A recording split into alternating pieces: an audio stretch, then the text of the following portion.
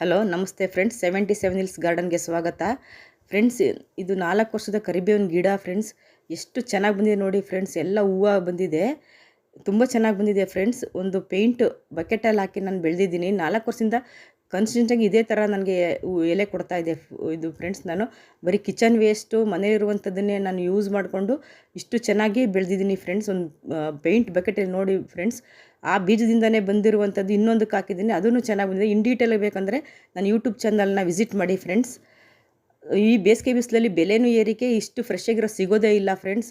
ಈ ಕರ್ಬೇವಿನ ಸೊಪ್ಪು ನಮಗೆ ಹೆಲ್ತ್ಗಾಗಲಿ ಹೇರ್ ಕೇರ್ಗಾಗಲಿ ತುಂಬ ನಮಗೆ ಅವಶ್ಯಕತೆ ಇದೆ ಫ್ರೆಂಡ್ಸ್. ಇದು ನಮ್ಮ ಮನೆಯಲ್ಲೇ ಬೆಳಿಬೇಕು ಫ್ರೆಂಡ್ಸ್, ಇಲ್ಲ ಸಿಗೋದಿಲ್ಲ, ತುಂಬ ಕಾಸ್ಟ್ಲಿಯಾಗಿದೆ ಬೇಸಿಗೆನಲ್ಲಿ ಫ್ರೆಂಡ್ಸ್. ಇದು ಮೊಸರು ನಾವು ಯೂಸ್ ಮಾಡದೇ ಇರುವಂಥ ಮೊಸರು, ಹುಳಿ ಬಂದಿರುವಂಥದ್ದು, ಇದನ್ನು ಹಾಕ್ತಾಯಿದ್ದೀನಿ ನೋಡಿ ಫ್ರೆಂಡ್ಸ್. ಇದು ಮನೇಲಿರುವಂಥದ್ದನ್ನೇ ಬೇಳೆ ತರಕಾರಿ ತೊಳೆದಿರೋ ನೀರು, ನನ್ನ ಮನೇಲಿರುವಂಥ ಕಿಚನ್ ವೇಸ್ಟ್, ಇದನ್ನೇ ಹಾಕಿ ನಾನು ಇಷ್ಟು ಚೆನ್ನಾಗಿ ಗಿಡನ ಬೆಳೆಸಿದ್ದೀನಿ ನೋಡಿ ಫ್ರೆಂಡ್ಸ್. ಇದು ಎಷ್ಟು ಚೆನ್ನಾಗಿ ಗ್ರೀನಿಶ್ ಆಗಿ ಬೌನ್ಸಿಯಾಗಿ ಬಂದಿದೆ ನೋಡಿ ಫ್ರೆಂಡ್ಸ್. ಇದು ಒಂದು ಹುಳನೂ ಇಲ್ಲ ಫ್ರೆಂಡ್ಸ್, ಎಷ್ಟು ಚೆನ್ನಾಗಿ ಬೆಳೆಸಿದ್ದೀನಿ ನೋಡಿ ಫ್ರೆಂಡ್ಸ್. ಇದು ಆ ಹುಳ ಬರದೇ ಇರೋ ಥರ ನಾವು ನೋಡ್ಕೊತಾ ಇರಬೇಕು. ಒಂದು ಗ್ರೀನಾಗಿ ಬರುತ್ತೆ, ಅದು ಬಂದರೆ ಗಿಡನೇ ಹಾಳು ಮಾಡಿಬಿಡುತ್ತೆ, ನೋಡ್ಕೊತಾ ಇರಬೇಕು ಫ್ರೆಂಡ್ಸ್.